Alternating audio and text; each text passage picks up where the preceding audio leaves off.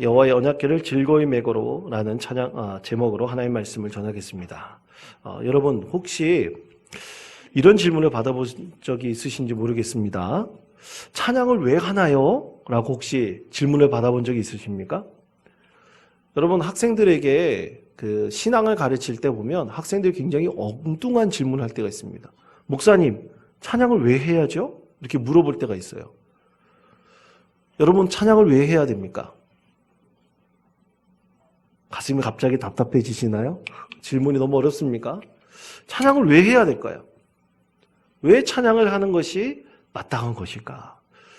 우리가 신앙생활을 할 때 우리는 신앙생활 가운데서 참 은혜로 모든 것을 받아들이기도 하지만 우리 인생에 있어서 꼭 실제적인 문제를 가지고 우리가 스스로를 한번 질문해 보면서 우리가 그것에 대한 신앙의 답을 찾아갈 필요도 분명히 있습니다. 아마 왜 찬양해야 되지? 거의 그렇게 생각해본 적이 없는 분들도 굉장히 많이 계실 것입니다. 근데 찬양하는 데는 분명한 이유가 있습니다. 여러분 그것은요, 먼저 성경에서 이유도 찾을 수 있고 또 우리의 개인적인 이 찬양에 대한 우리의 마음을 통해서도 그 이유를 찾을 수가 있습니다. 첫째로 여러분 찬양은 하나님께서 우리에게 명령하신 것으로 우리는 그 이유를 찾을 수가 있습니다. 이사야 43장 21절 말씀에 보면 이 백성은 나를 위하여 지었나니 나의 찬송을 부르게 하려 함이니라 라고 말씀하고 있습니다. 하나님께서 이스라엘 백성을 선택하셔서 그들을 하나님의 백성으로 삼으신 그 이유에 대해서 이 백성이 나를 찬송하기 위해서 내가 그들을 지목하고 그렇게 지었다고 말씀을 하셨거든요. 그러므로 우리 인생에 있어서 모든 것들은 사실 하나님을 찬송하는 것이 되어야 되는 것이 마땅한 것입니다.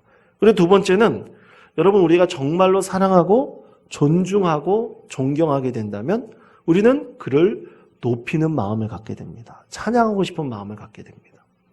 여러분 정말로 우리가 존중하고 사랑하는 사람이 있습니까? 우리가 마음을 다해서 정말 온몸을 다해서 우리가 진정으로 존중하고 사랑하는 사람이 있다면 우리는 그를 찬양하고 싶은 마음을 당연히 갖게 됩니다. 여러분 어떤 공연에 가보세요. BTS 공연을 가보십시오. 가보신 분들이 아마 없을 겁니다.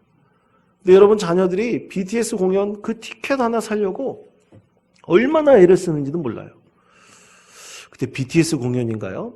제가 우리 청소년부 수련회에 청소년부가 수련회 갔을 때 제가 이제 위문 방문을 하려고 이제 닭을 수십 마리를 주문해가지고 사가지고 갔는데 그 닭을 파는 그 가게에 들어가가지고 그 주인하고 얘기하는데 그 주인이 딸이 이 BTS 완전히 팬이래요. 그래서 이번에 시험을 잘 보면 아버지가 수십만 원 되는 BTS 티켓을 하나 사주겠다고 약속을 했는데 그만 다행스럽게도 이 딸이 시험을 잘 본 거예요. 그런데 그 티켓을 구하려고 이 아버지가 얼마나 애를 썼는지 모른다고 저에게 얘기를 하더라고요. 저에게 왜 그런 얘기 했는지 모르겠습니다. 근데 그 얘기를 하더라고요. 그럼 아이들이 그 BTS 공연에 갔을 때 가만히 있을까요, 여러분? 자기가 그렇게 사랑하고 존중하기 때문에 당연히 그들의 노래를 부르며 좋아하고 즐거워하고 그걸 높이는 것이죠. 그것처럼 우리가 하나님을 진정으로 사랑하고 존중하고 존경하게 된다면 우리의 마음속 깊은 곳에서부터 당연히 우리는 찬양하게 되어 있습니다. 그리고 찬양을 할 때 우리에게 주는 것이 있어요.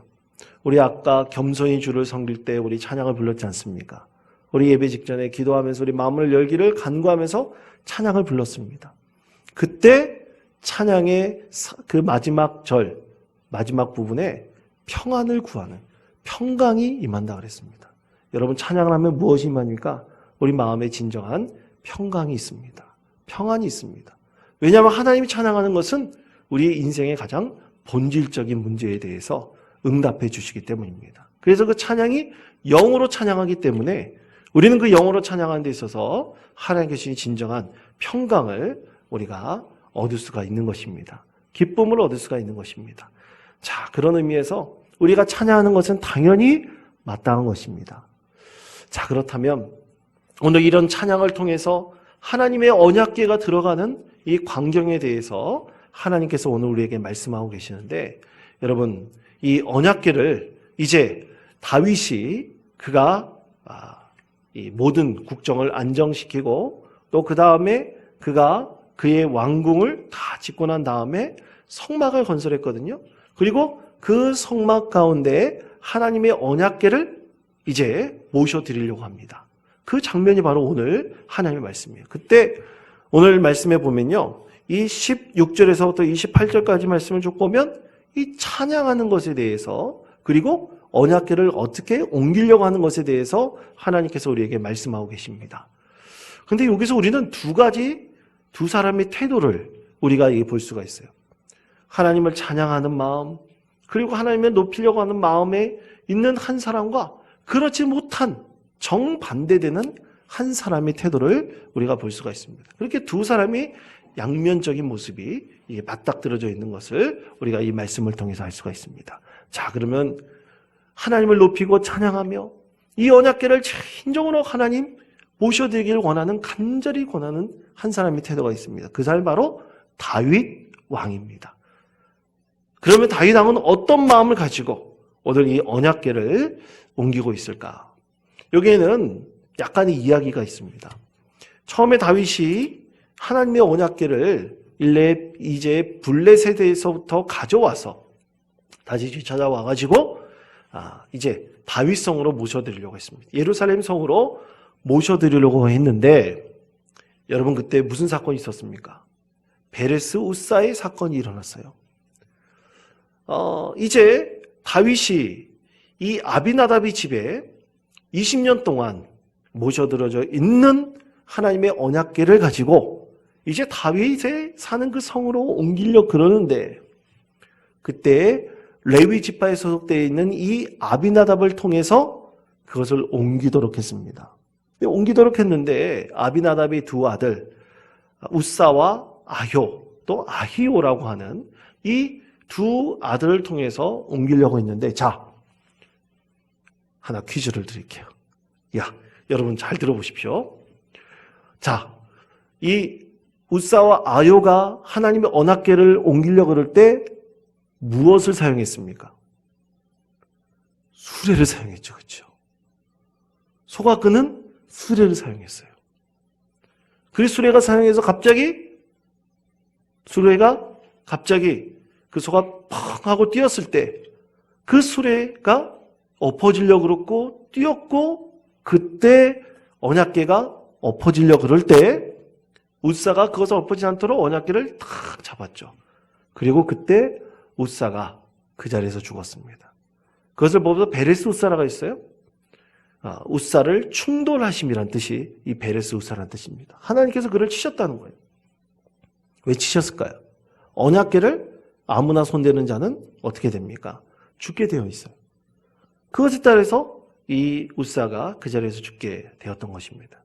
그런데 여러분, 이 언약궤를 옮기는 과정에 있어서 그렇다면 아무런 문제가 없었을까요? 분명히 문제가 있었던 것입니다. 그래서 오늘 이 다윗이 언약궤를 운반에 있어서 굉장히 신경을 쓰고 굉장히 오랫동안 준비했다는 것을 잘 알 수가 있어요.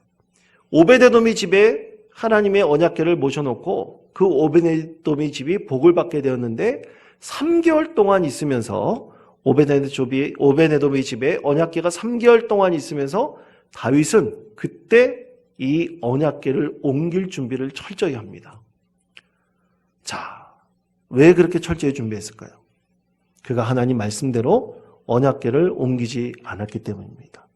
자, 성경 말씀에 보면 언약궤를 옮길 때는 반드시 수레를 이용하라 그랬을까요? 그렇지 않았을까요? 그렇지 않습니다. 수레를 이용하라 그러지 않았어요. 레위 지파에 소속되어 있는 고핫 자손이 두 어깨에 이 막대기를 집어넣고, 그리고 그 언약궤를 거는 그 막대기를 두 어깨에, 고핫 자손이 어깨에 짊어 매라고 말씀하고 있어요. 그 언약궤는 수레로 옮기는 게 아니에요. 그런데 다윗이 율법에 나와 있는 하나님의 말씀 그대로 언약궤를 옮기지 않았던 것입니다. 그래서 그것이 사건이 일어났어요. 다윗은 철저히 기도하면서 준비했습니다. 하나님께서 이 언약궤 가운데 분명히 자정하실 텐데, 그들과 함께 이 성막 안으로 들어오실 텐데 그 준비를 철저히 한 것입니다. 자, 어떤 마음으로 준비했을까? 한 번 실패는 있어도 두 번 실패는 없다는 마음으로 준비한 거예요. 그리고 언약궤가 들어와서 성막 안에 하나님께서 자정하시는 것이다. 하나님께서 들어오시는 것이다. 라고 생각을 했던 것입니다. 그리고 마지막으로 하나님께서 자정하심으로 우리가 이때 비파와 수금과 재금으로 연주를 하고 찬양대가 찬양을 하고 모든 백성들이 환호성을 지르는 것은 어떤 것입니까? 지당하고 온당한 것입니다. 그렇게 철저하게 준비를 해서 언약궤가 이제 예루살렘 성으로 들어오고, 그리고 다윗이 마련한 성막 안에, 그리고 그 성막 안에 있는 지성소로 들어가게 하는 것입니다. 그런데 이런 다윗의 마음과 전혀 다른 한 사람이 나와요. 그 사람은 여러분 오늘 우리가 읽지 않았지만 역대상 15장 29절 말씀 한번 보십시오. 역대상 29장 29절 말씀, 15장 29절의 말씀 제가 읽겠습니다.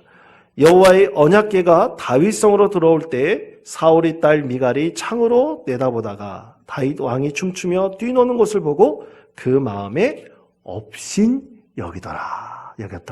아멘. 자, 누구를 업신여깁니까? 무엇입니까? 다윗을 업신여긴 거죠. 근데 여러분, 미갈이 집중했던 것은 다윗이면 안 됩니다. 미갈이 관심을 두고 집중했던 것은 누구여야 됩니까? 바로 언약궤가 들어오는 것이어야 되는 거예요. 왜냐하면 그날은 언약궤가 모든 만반의 준비를 한 백성들의 찬양과 경배와 그리고 수많은 사람들의 환호성과 찬양을 통해서 들어오는 날이 바로 언약궤가 입성하는 날이거든요. 그날을 준비해야 되는데 미갈은 준비하지 않았던 겁니다. 오히려 다윗이라는 한 사람의 행동에 집중했던 거예요. 여러분, 그것에 대해서 사무엘하 6장 20절에서부터 23절, 22절까지 말씀 이렇게 말씀하고 있습니다. 먼저 사무엘하 6장 20절의 말씀에 보시면 이스라엘 왕이 오늘 어떻게 영화로우신지 방탕한 자가 염치 없이 자기의 몸을 드러내는 것처럼이라고 비난하고 있어요. 다윗 왕을 그의 다윗의 아내 된 미갈이 비난하고 있습니다. 엄청난 비난이죠. 왜 그랬을까요? 많은 성경학자들이 또 이 말씀을 묵상하는 사람들이 관심 있게 보는 것은 이 미갈이라는 여인은 사울의 딸이에요. 비록 다윗의 사랑해서 그리고 다윗의 아내가 되었지만 그녀의 모든 가문은 다 망하게 되었습니다. 아버지도 죽고 오빠도 죽고 그의 모든 자손들도 다 사라져버렸어요. 완전히 가문이 멸망당했습니다. 그것에 대해서 분노하는 마음이 있었던 거예요. 그 마음을 가지고 이 예루살렘 성 안에 하나님의 법궤가 들어오는 것을 도저히 제대로 집중해서 받아들일 수 없었던 것입니다. 사랑하는 성도 여러분, 우리가 하나님을 예배할 때는 반드시 하나님께 집중할 수 있어야 됩니다. 그런 믿음의 성도들 되시기를 축원드립니다. 그런데 우리가 다른 마음을 가지고 예배하려 될 때 온통 그 마음에 집중될 수밖에 없어요. 특히 우리 감정이 온전치 않다면, 하나님께 집중하지 않는다면 우리는 다른 생각으로 하나님을 예배하려고 나옵니다. 분노하는 마음도 그렇습니다. 시기하는 마음도 그렇습니다. 비난하는 마음도 그렇습니다. 다른 마음을 가지고 예배하잖아요. 하나님께서 그 예배를 받으시지 않는 거예요. 그렇기 때문에 우리는 늘 하나님께 예배할 때만은 하나님께만 집중해야 됩니다. 다른 것에 신경 쓰면 안 됩니다. 오늘 이 말씀을 통해서도 미갈이 다른 것에 마음을 빼앗겼기 때문이에요. 또 21절, 22절 말씀을 보십시오. 21절 부분의 말씀에 보면 다윗이 미갈에게 이르되 이는 여호와 앞에서 한 것이니라 그랬어요.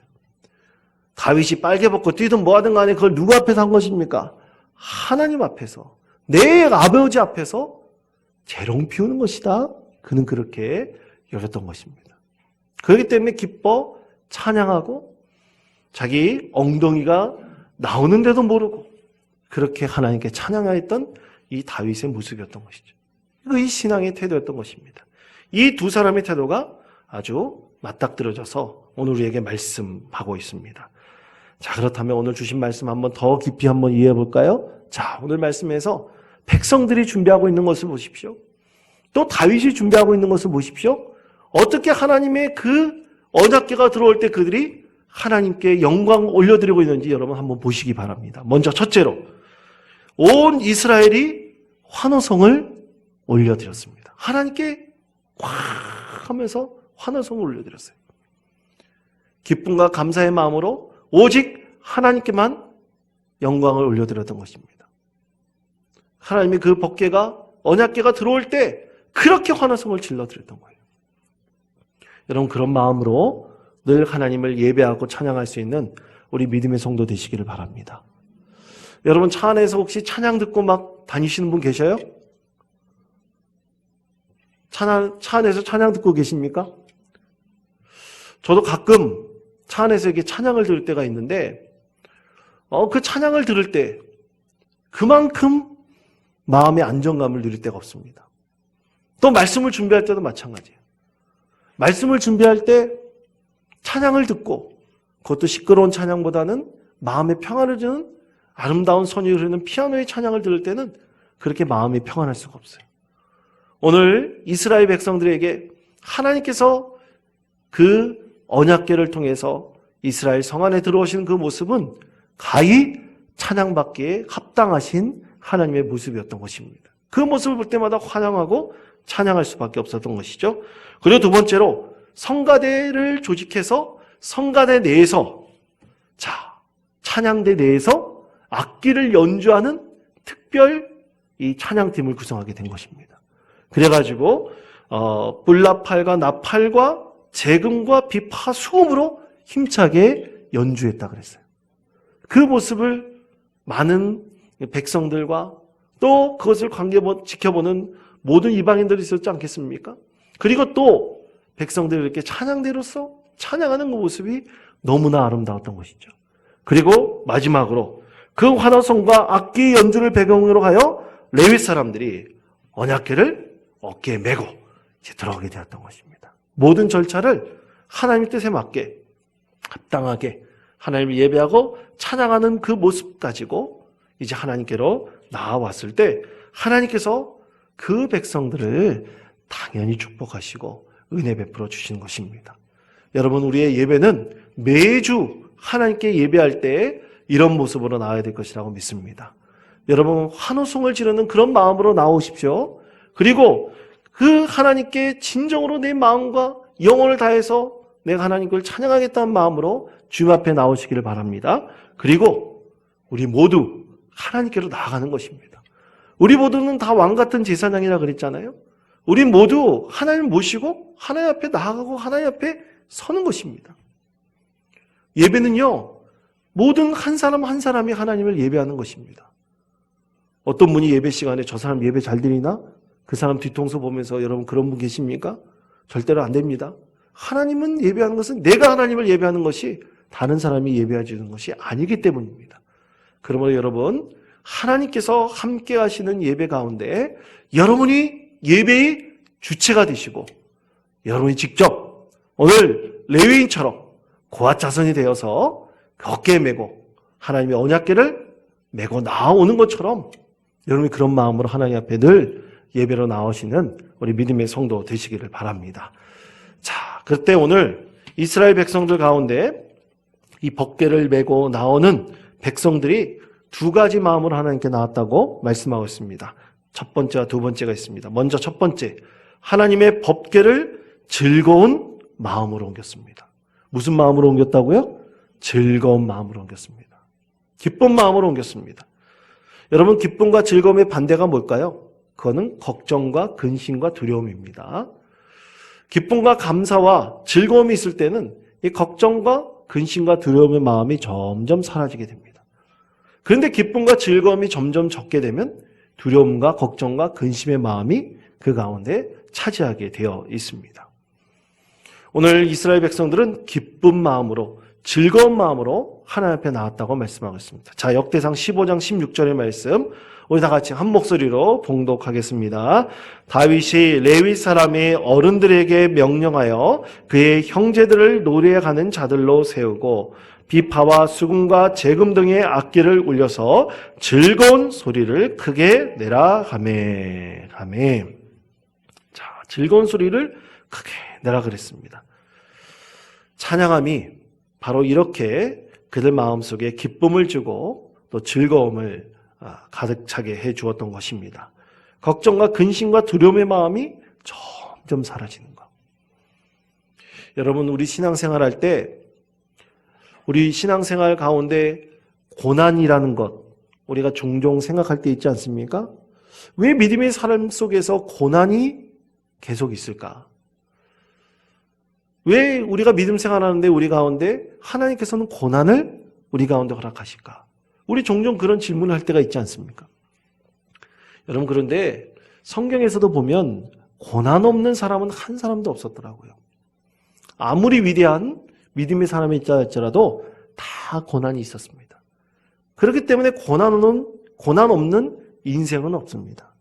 고난의 경중의 차이는 분명히 있겠지만 우리 인생 가운데 고난 없는 사람은 단 한 사람도 없습니다. 특히 내가 정말로 원치 않는 일이 일어날 때 우린 고난 가운데 쓰러지기도 하고 좌절하기도 하고 우리가 갖고 있는 믿음을 우리가 의심할 때도 분명히 있습니다. 그처럼 우리 가운데 고난이라는 것은 정말로 벗어났으면 있기를 정말로 바라는 사람은 단 한 사람도 없습니다. 그러나 확실한 것은 고난 없는 인생이라는 것은 없다는 사실이죠. 그런데 우리는 고난 가운데 살지만 고난의 망망대해를 우리가 가고 있지만 우리는 어느 배에 타고 있느냐? 우리는 믿음의 배에 타고 있습니다. 하나님께서 우리에게 말해주신 믿음의 배에 타고 있습니다. 믿음의 배도 흔들립니다. 경량 가운데 있습니다. 그러나 하나님께서 인도해 가시고 하나님께서 함께 하시는 믿음의 배는 참으로 평안이라는 것을 하나님께서 늘 선물로 주고 계시기 때문에 아무리 뒤집어려야 되도록 하나님과 함께하는 배는 결코 뒤집혀지지 않습니다. 이런 믿음이 바로 우리 가운데 존재하고 있는 것입니다. 그것이 하나님께서 주신 기쁨이고 즐거움인 것이죠. 고난 가운데 마음의 위로와 평강을 더해 주시는 것이 바로 하나님이시기 때문입니다. 그러므로 우리가 고난의 망망대해를 간다 할지라도 하나님과 함께하는 믿음의 배에 탄 사랑하는 성도 여러분, 우리가 그 고난을 극복해 나갈 수가 있습니다. 이 믿음 가운데 승리하시는 우리 성도님 되시기를 바랍니다. 두 번째로 하나님의 도우심으로 언약궤를 옮겼다고 말씀하고 있습니다. 하나님의 도우심입니다. 그들이 마음대로 옮긴 것이 아니라 오직 하나님의 도우심을 통해서 언약궤를 옮겼습니다. 여러분, 우리가 이 세상 살아갈 때 하나님의 도우심을 구하지 않는 사람들도 있습니다. 안 믿는 사람들은 당연히 하나님의 도우심을 구하지 않습니다. 그런데 문제는 믿는 그리스도인들도 하나님의 도우심을 별로 구하지 않을 때가 많다는 것입니다. 이것이 가장 큰 문제인 것이죠. 오늘 이스라엘 백성들은 전적으로 하나님의 도우심으로 언약궤를 옮겼습니다. 자, 역대상 15장 26절의 말씀 우리 다 같이 읽겠습니다. 하나님이 여호와의 언약궤를 맨 레위 사람을 도우셨으므로 무리가 수송아지 7마리와 순양 7마리로 제사를 드렸더라. 아멘. 하나님의 도우심으로 하는 모든 것들에는 반드시 그 결과가 하나님께서 책임져 주시는 것입니다. 그러므로 우리는 하나님의 사역을 감당할 때 하나님의 도우심으로 감당해야 됩니다. 그것을 위해서 먼저 간구해야 됩니다. 그럴 때 하나님의 도우심으로 이루어진 하나님의 사역은 하나님께서 분명히 이끌어 가시고 그 마지막 결과에 대해서도 하나님께서 책임져 주시는 것입니다. 오늘 다윗은 한 번의 실패를 맛보았죠. 하나님의 도우심이 없으면 이 모든 과정이 잘 이루어질 수 없다는 것을 분명히 알고 있었습니다. 그래서 다윗은 오직 하나님의 도우심을 구했고요. 백성들도 하나님의 도우심 가운데 이 언약궤를 다윗성으로 옮겨 드렸습니다. 사랑하는 성도 여러분, 하나님의 도우심을 구하는 것이 바로 우리의 믿음의 가장 근본이 된다는 것을 여러분 꼭 기억하시기를 바랍니다. 우리가 하나님의 도우심을 구할 때에 우리는 진정으로 하나님을 만날 수가 있습니다. 하나님의 도우심을 간절히 바랄 때 우리는 하나님께서 우리 가운데 예비해 놓으신 것을 알 수가 있습니다. 도우심을 구하지 않는다면 결코 그 하나님의 응답하심을 우리가 깨달을 수가 없는 것입니다. 그러므로 사랑하는 성도 여러분, 오늘 하나님께서 말씀하신 그대로 즐거운 마음으로 늘 하나님을 찬양하시며 하나님의 뜻을 이루어가시는 귀한 성도님 되시기를 바랍니다. 그리고 하나님의 도우심을 늘 바라보시는 복된 성도님 되시기를 바랍니다. 무슨 일을 감당할 때도 또 하나님의 일 사역을 감당할 때도 모든 먼저 하나님의 도우심을 구하십시오. 그럴 때 우리는 고난과 어려움을 반드시 극복해 나갈 수 있는 영적인 힘을, 능력을 하나님께서 우리 가운데 더하여 주실 것입니다. 이런 믿음으로 승리하시는 우리 복된 성도님 되시기를 간절히 축원드립니다.